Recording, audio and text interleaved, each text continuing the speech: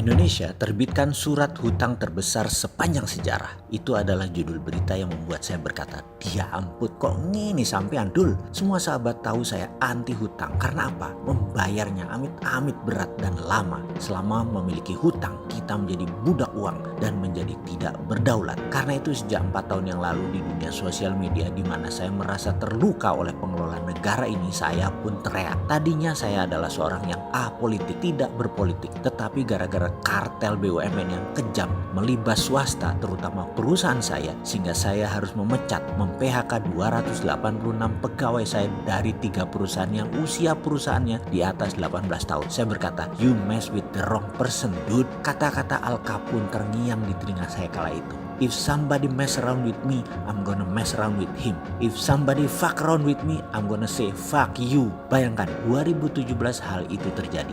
Lebaran 2019 mereka ke rumah halal bihalal pada saat lebaran.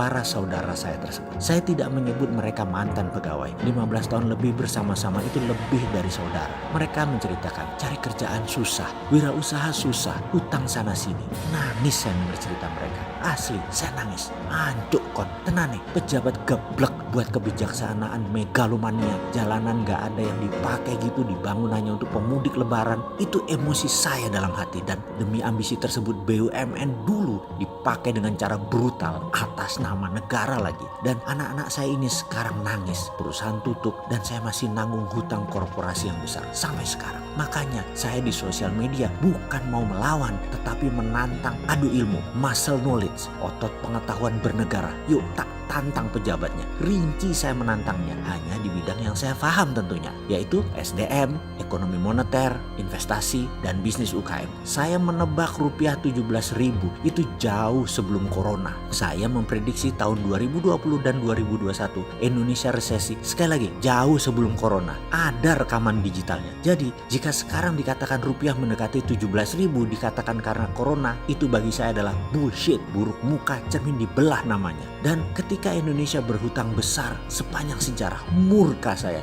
Lu pejabat, tahu nggak pedihnya nyaur nyicil hutang? Siapa yang bayar nanti?